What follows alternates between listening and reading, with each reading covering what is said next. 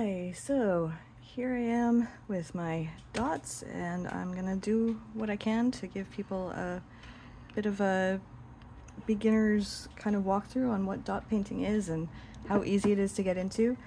These are a couple that I just finished a couple days ago. This is another one that I finished a while back. You can make some really beautiful things with dot painting. One thing that I've heard from a lot of people is, oh my gosh, how is it possible to make something this beautiful and exact and detailed, and you must be just amazing at what you do. And like, well, it does take a little bit of practice, but honestly it is super accessible, incredibly easy to start. I honestly believe anybody can do it. All it takes is a little bit of patience. The actual mark making is really simple. I'm going to show you that in a sec. And yeah, you can like make beautiful mandalas or trippy things, or yeah, there's just so many wonderful things you can make, and it's an incredibly relaxing and rejuvenating hobby for me. I can just kind of put on a YouTube video and just zone out as I make my little dots, and then afterwards I have these beautiful little works of art that I love, and I mainly give them away to people, though a lot of people do sell them.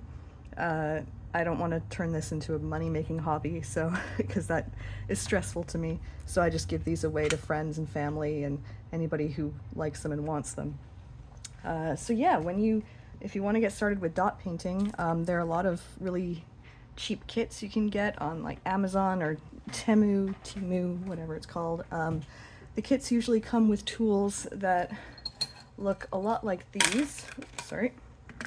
Got these stylus tools, and you've also got rods that look kind of like these. These are basically the basic starting tools that you get in pretty much every dot painting kit. The kits can be like $10 and would come with like these, maybe some plastic templates and some paper to draw on or something. But yeah, these are pretty much all you need to get started. And pretty much everything I make can be made with these tools. I do have a set of slightly fancier tools over on the side here. I'll show you a bit later, but you honestly don't need those. You can also make your own tools as long as the tools have like a round end to them. They can be used to make dots. So like the ends of pencils, for example, or wooden dowels, so like skewer sticks. Some people make them out of Q-tips. So we'll take Q-tips and like kind of just roll up the edge to make the edges a little bit more hard or thick or whatever, and then just use those to dip into paint. There are lots of different things you can use to paint with, even like the ends of paintbrushes. If you've got like paintbrushes or like little plastic dowels with little, you can just do those. Anything you can dip into paint and touch to a piece of paper to make a dot, you can do dot painting with. So I'm just going to go straight into how to make some of these dots, because I imagine that's what's most interesting for most people, and I can get into the nitty-gritty a little bit later. So yeah, you just take your paint, whatever paint you want. I've just got some metallic paint here, just some gold metallic paint. And to make a dot, you just take your tool, you dip it into the paint, just like that, and then you just press it to the paper. Now, because of the perspective here, you might not see me actually make the dot, but it's just whop, and it's a dot. And to do another one, you just re-dip and just make another dot. That's it. That's the main way you dot paint, is you just dip your tool in paint and then press your tool to the paper and it makes a dot. Super easy. Like you don't really have to like practice making like fancy marks or anything. You can also do it with these tools. They have these little round ball bearings on one end. They're like stylus tools. They're often used in nail painting, so that's probably where you might see them before, is if you know about people who do nail art. They also are very similar to burnishing tools. If you do printmaking, like this is one of my burnishing tools when I used to do printmaking. So they're very similar. Pretty much the exact same thing. Anyway, oops. So to use those, again, you just dip it in the paint, and then you just touch it to the paper and it makes a dot. And then you can just make a series of dots just by dipping into the paint and pressing to the paper. And I'm just wiping off my tools here on some paper towel up at the top just to keep them clean. Yeah, so that's the main just mark making you do in dot painting.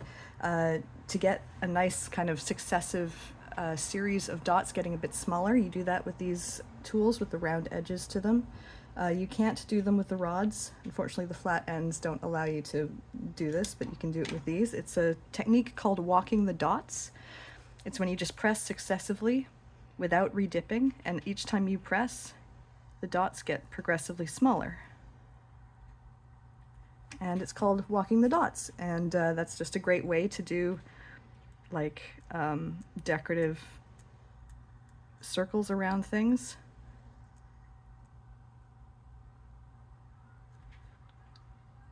It's just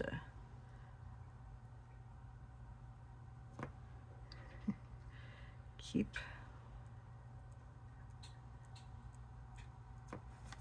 just like that.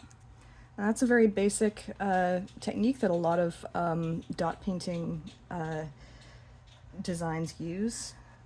And it's really easy. Like, again, it doesn't really take much technique. It just takes patience with making sure you're just dotting in the right shapes. Other basic marks you can make are swooshes. Now, there are a lot of different ways you can do swooshes. I'll show you the easiest way, which is just using these tools, these stylus tools. Just dip your stylus in the paint, press it to the paper, and drag, and you've got a swoosh. The only problem with these is that often it's difficult to get the same swoosh more than once. Like right now, it's being nice and consistent, which is lovely, but sometimes they're shorter, sometimes they're a bit thicker, sometimes they're just not as pretty. So because it can be a little bit difficult to get consistent swooshes that way, my favorite way of doing swooshes is to do them manually. Now that sounds scary, but it's actually pretty simple. All you need is a stylus, a fine tip stylus. So I've got one here. It's just got a fine tip to it. You can also use one that just has a very small ballpoint tip. So like for example, this one that came as my beginner tip has our beginner kit has a very small tip to it. Basically anything you find around the house that's metal and has a fine tip to it, you can use as a stylus. So in order to draw my own swooshes, I would put down some paint, and I would just load up the dot with a little bit more paint. So all I'm doing is just re-dipping in the paint and just loading up the dot with a bit more paint from the tool. And once you've done that, you just take your stylus and you just draw or pull the paint into the shape you want, and then just fill it in.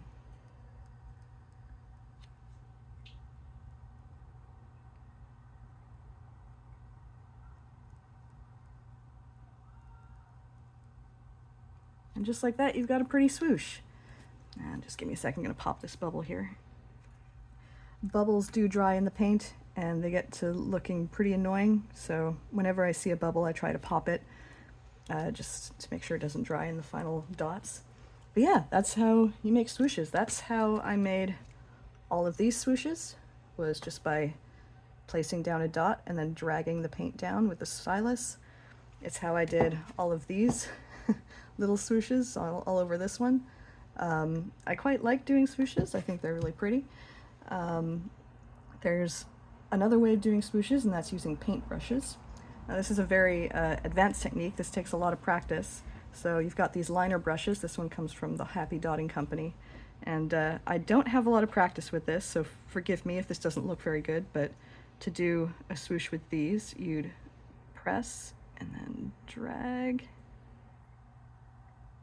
just like that. Now, a lot of really fancy mandala designs will ask you to do swooshes like these. I find them very difficult to control. And they are a lot more kind of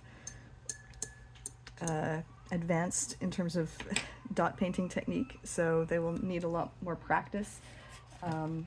One I did a long time ago trying to practice this was this one, so these swooshes were done with paintbrushes, just trying to get them looking all nice. And you know, it's all right, but sometimes they look a little anemic, like the paint isn't properly thick, or you know, you can just fix that with more paint and a stylus, like just go in and just refill it in with some more paint, that kind of thing. But yeah, that's how you do swooshes. And those are pretty much all of the marks you will make when you're making dot painting. Another thing you might do is fills. So this is like filling in a shape. Like, so for example, if I've got a square and I want to fill in that shape, again, just I would do it exactly how I would do a swoosh. I would take a tool, I would load up that shape with some paint, and then I would take my stylus tool and then just use it to fill in that shape.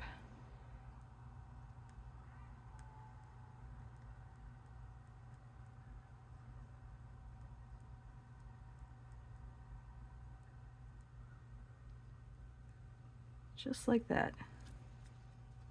And you can go as quick or as slow as you want, as long as the paint is still wet. And yeah, that's how I filled in the shapes in this one.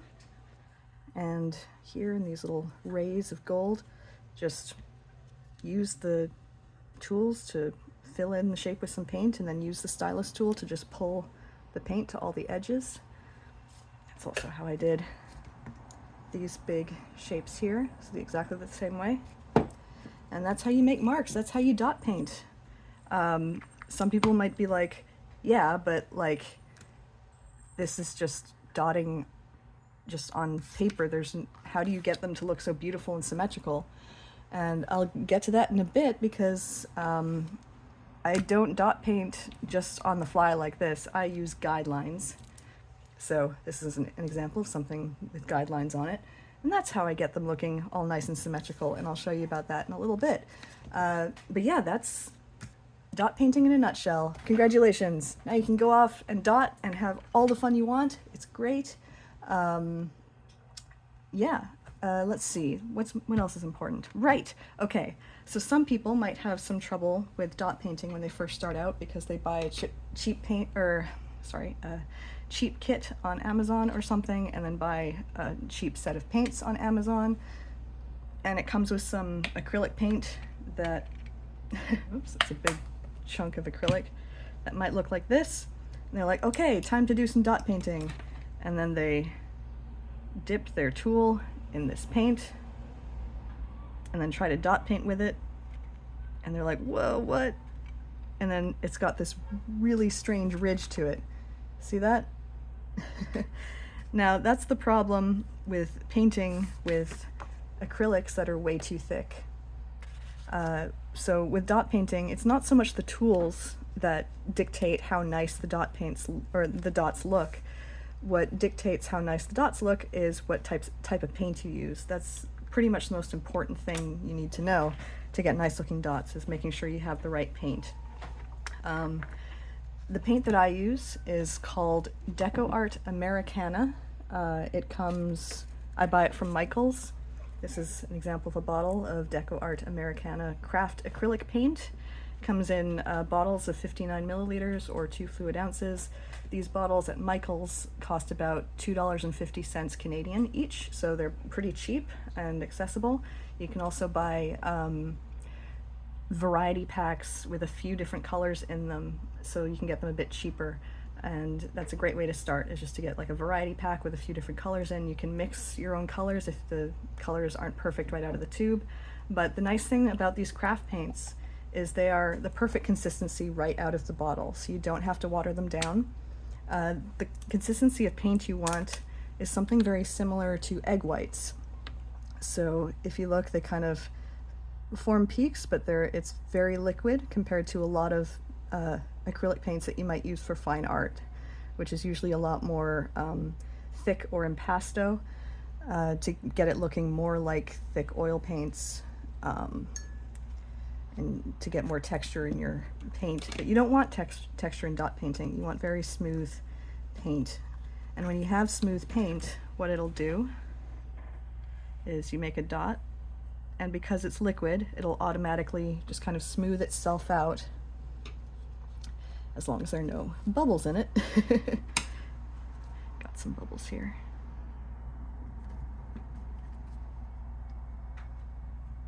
And then you won't have those annoying peaks, and that'll hopefully dry pretty flat, and that way it'll look nice and even. I'll show you an example of one of my earlier dot painting experiments. So this is the first one I ever did, and forgive this because it's also a test sheet, so I did a lot of testing on it. But you'll see that like the dots here didn't really form nice dots when I tried to walk the dots. They didn't really work as circles because the paint was too thick and did its own thing. You can kind of see it better here, where you can see the white paint has its own kind of ridges and valleys in it. It was really frustrating using this paint. This was a cheap set that I got from Amazon. But the minute I switched to deco art paint, I went from this to this being the next thing that I made. And the only difference here between that and this one, other than having a pattern to go off of, was the type of paint I used. This is what happened when I tried to water down these paints. You can water down acrylic paints, but you can't water it down too much, otherwise it gets anemic and kind of see-through. That's what you can see here. The dots are just kind of like not very opaque. So I wouldn't recommend trying to water down dots too much for dot painting for that reason, because you want the dots to be nice and opaque and repeatable and consistent. Yeah, let's see, what else is there to talk about? I told you about the paint. Deco art paint also comes in larger bottles, so 8 fluid ounce bottles that are about $8 Canadian, or 236 milliliters. The bigger bottles are nice when you're using a lot of that color, so I get the bigger bottles of black because I use a lot of black as the background colors for my paints. But yeah, it's pretty cheap and easy to get into. Let's see, what's next? Right, making marks. Right, other ways you can make marks, you can use paint markers. So if you look at this one, for example, the lines that I've drawn were drawn with a paint marker. I have these acrylic, or not acrylic, but they're paint markers by Sakura. They're Pen Touch brand paint markers in metallic copper, silver, and gold. And those are just like any other paint or marker you'd use. You just use them to draw your lines. I find paint markers to be a little bit hit and miss, mainly because when you get the ones with the felt tip ends, not like that one. I don't know if I have an example here. No, I don't, but sometimes they can not be, you know, like they can be very difficult to get the paint flowing properly. And not only that, but depending on what glosses you use, if you decide to gloss your work at the end, they can blur and sorry, I'm having trouble finding words. Yeah, they can just be mussed up under the gloss, and you don't want that. But if you do experiments, you can find paint markers that work. Like I've found that Posca markers do blur under the gloss that I use. So I don't use Posca, but Pebeo acrylic ones are fine. They don't blur under gloss, or the gloss that I use in particular, so those are fine. As are these ones. These ones also don't smudge. Right, templates. Let's talk about templates. So when you want to paint something, it's easiest to do it when you have guidelines. And to make guidelines like these, a lot of the beginner sets will come with plastic templates, kind of like this one here. These are great. They're just like the templates I use. Like you can see, this one lines up really well with the one I did here. They're a little tricky to use on rounded surfaces, but otherwise they work great. Happy Dotting Company also sells silicone ones, which are nice. They don't slip as easily, and they can more easily mark or allow you to mark rounded surfaces. Also, Happy Dotting Company also makes molds that I make my my stones out of. Silicone. They sell silicone molds, and those often come with their own guidelines that fit perfectly over the stones that you just molded out of plaster in their silicone molds. And there are a bunch of different those in different sizes. Yeah. And they work great as well. So yeah, I usually use these templates to mark out the radial lines, and then I will use a compass like this one to do the circular lines, just so I get the number and density of circular lines that I want. This is a really nice compass I just bought from Amazon. It was pretty cheap. It's Mr. Penn brand. I like it a lot because it's really sturdy, and it's very nicely adjustable in all different ways, and it holds thicker pencils, which is exactly what you want if you're using things like thick watercolor pencils. If it can only hold a really thin pencil and you've got a thick pencil, you're kind of out of luck. So I really like this one. Let's see.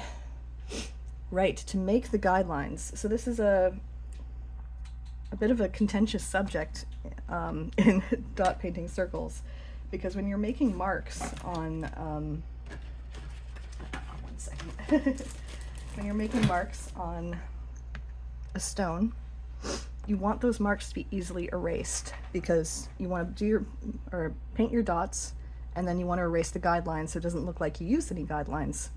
And there are different ways that people make their marks. Some people use chalk pencils. This is probably the most popular thing you'll find people using when they're dot painting. They make beautiful bright marks. This one's a General's pastel chalk pencil. And you know, they erase all right with an eraser, but I find that they're not that water soluble. They do come off with water, but they still sometimes leave a residue behind, so I don't use them that much. The other option is something called a soapstone marker. So this is a soapstone marker. It has a refill in it that looks like this, made out of, I guess, soapstone. These are apparently used by welders more than anything to mark on like metal pipes where they're going to weld. It again makes really lovely marks, bright white marks that erase pretty well under water. And but they only come in the one color. And it might be a little bit tricky to find refills. Like, I don't think they sell them at craft stores. You can buy the refills for these at Happy Dotting Company. They sell them. You might also be able to find them in hardware stores. I haven't really looked, but maybe they'll be cheaper at hardware stores. I'm not sure. Another option for marking your work to draw guidelines, and what I use, are watercolor pencils. So this is a Faber-Castell Albrecht Dürer watercolor pencil. Faber-Castell has a couple different watercolor pencil brands. I think any of them would work well. Basically, it's just like any other pencil. It makes these beautiful lines.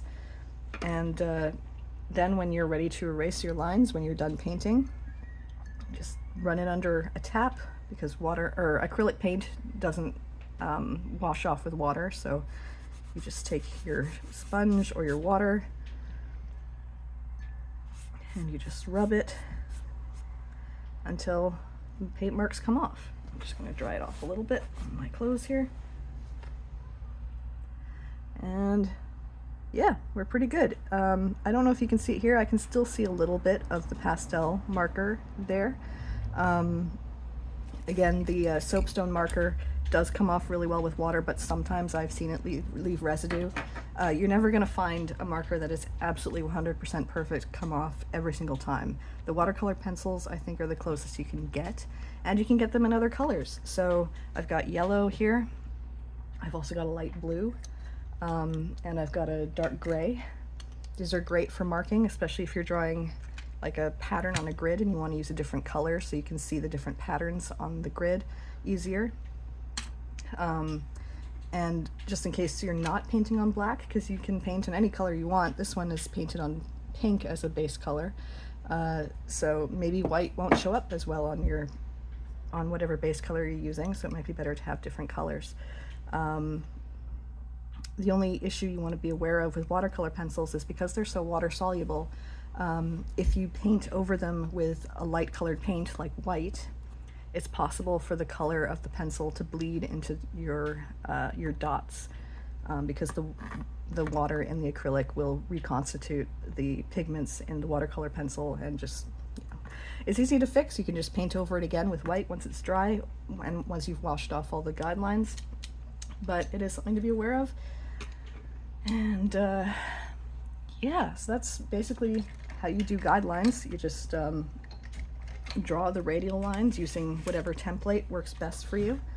Just, you know, mop, mop, mop, mop, and then use the compass to do your circles. And that's it. And then you just draw or dot whatever you want. It's great. Let's see, what else have we got? Right, let's talk a little bit about gloss.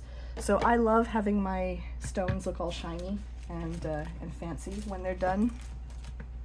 I like things looking shiny and fancy, so I always gloss them. The gloss I use is the Duraclear Gloss Varnish, again from the same brand, Deco Art. You can get this at Michael's as well. It works really great. You just brush on a couple layers, let it dry in between for about 10 to 15 minutes so it's dry to the touch between layers, thin layers, 3 or 4 layers at a time, and you get something nice and shiny like this, and it looks great. I love it. It feels great. It's really durable. It says it's non-yellowing, so hopefully that's true. I haven't noticed any yellowing on any of mine, so that's good. I also have a thicker gloss glaze, again from the same company, called Triple Thick. I use that to make raised dots of glaze on, I don't have any examples right now, but like for example, if I wanted these dots to be a little bit more 3D, so they felt nice to touch with my fingers, I would just put little dots of glaze on them using this. This stuff takes about 24 hours to cure, so you'd want to leave it overnight between layers. But yeah, it works great for that purpose.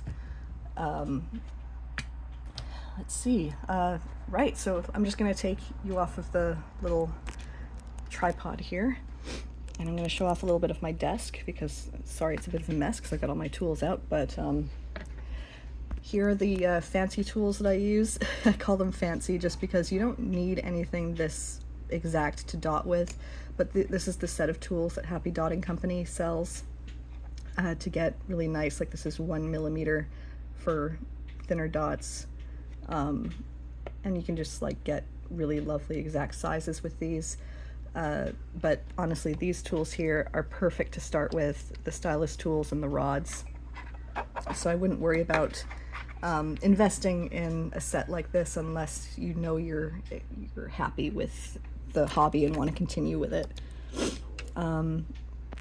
Other things, yes, I always have paper towel to wipe my tools off with, so I keep them clean, because acrylic does dry hard and it will like leave residue behind if you let it dry, so you just want to make sure you don't like create like different sized circles because you've got a big glob of dried acrylic paint on the end. These are just jars of water for rinsing brushes and things. I use flat brushes like these to paint the black base layers. You can paint any base color you want. I also use foam brushes for doing the gloss. that just makes a nice kind of smooth, thin layer using these foam brushes. These are really cheap. You can get them for like 50 cents each at Michael's, maybe even cheaper. I can't remember how much they cost. Little paint brushes with very thin tips are great for fixing mistakes. Like if you have a little drop of gold, you can just paint over it again with black to fix it. So having a nice kind of collection of different paintbrush sizes is good just for fixing mistakes. As for palettes, anything that works for holding paint works as a palette. If you want to go super cheap, you can use chocolate trays. So this is a toffee tray, perfectly, like just absolutely perfect for using as a paint palette. Here's one with some paint dried in it. You might be able to reuse them as long as you don't like scrape off the paint. I don't know, give it a try, see if it works out. They're just regular plastic palettes that you get from Michael's or any other art store work great as well. I bought these silicone ones from Happy Dotting Company again. These are great because when the paint is dry, it's just easy to just pop it out like that, because the acrylic paint doesn't stick. Oh, that one wasn't quite dry. Excuse me. But yeah, they are pretty easy to just peel out once they dry. So these these silicone paint palettes work really well for that purpose. To keep paints dry, because it might take a while to paint something like this, so you don't want your paints to dry out between between sessions, or even between colors, like if you're switching between colors. So to do that, you might want to build yourself a paint humidor.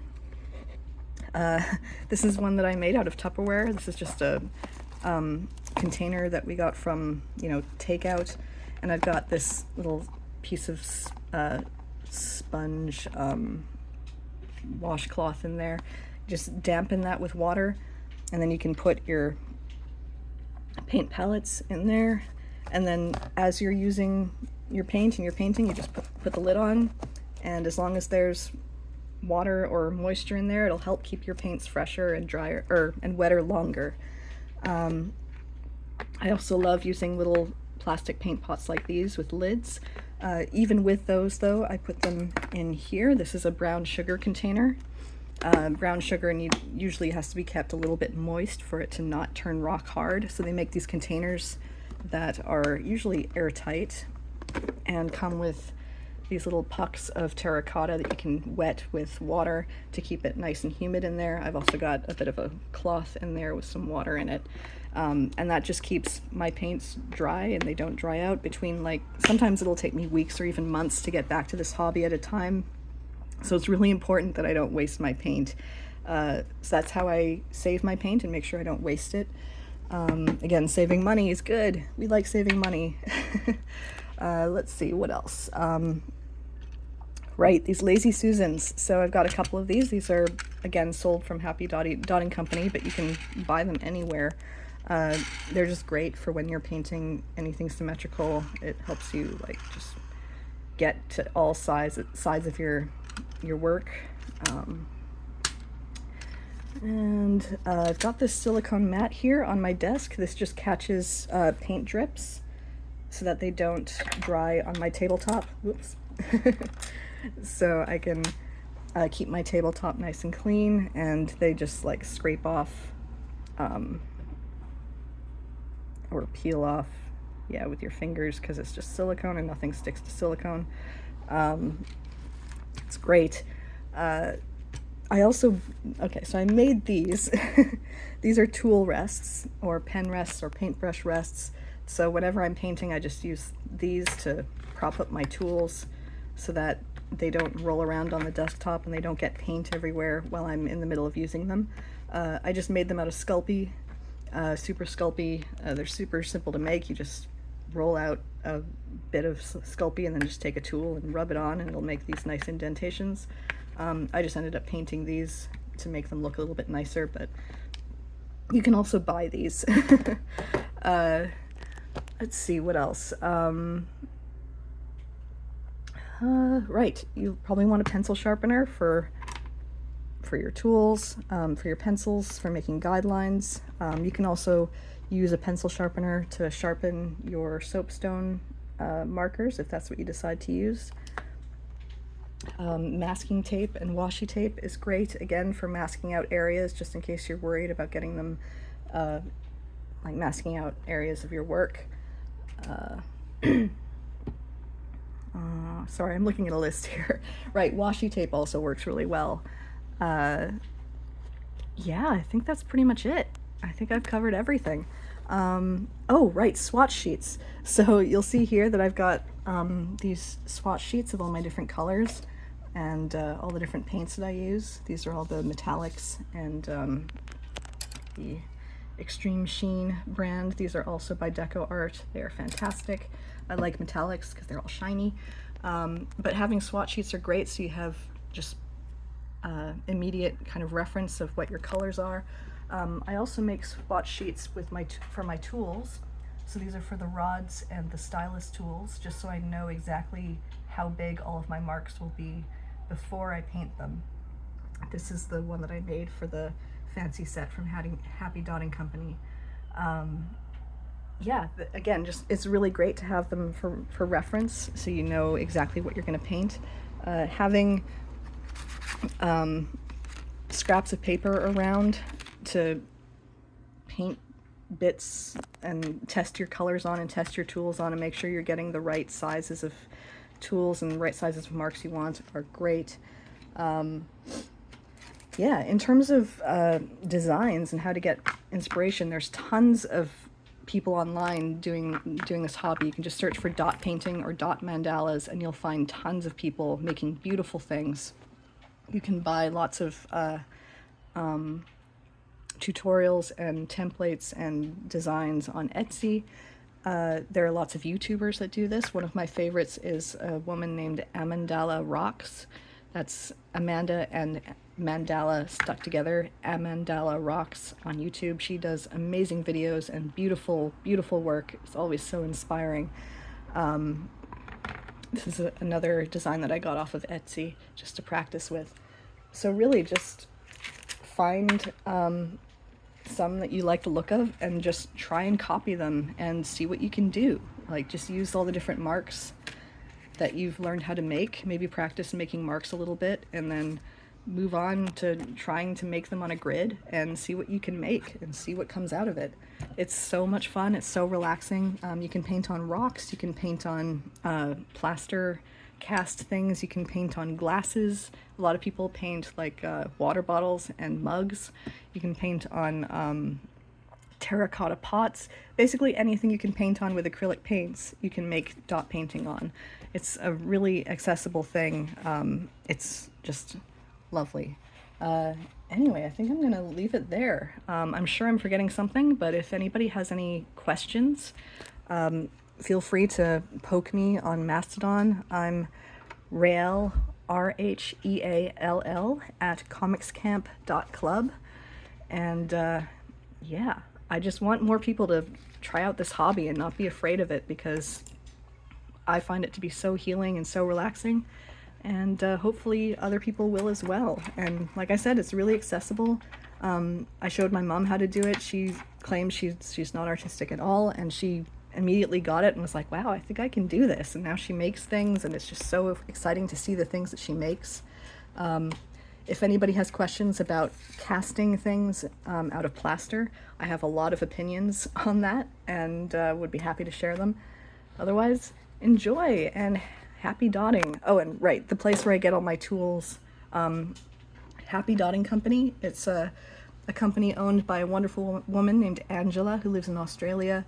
It's her own small business. She makes these wonderful tools. She makes excellent tutorials. She is so sweet. She's always been super helpful in helping me fix if like I get something not quite perfect in an order. She's always immediately sending me replacements and things. She's fantastic. So I highly recommend supporting her if you can for your tools. And but yeah, otherwise enjoy. Thanks for watching.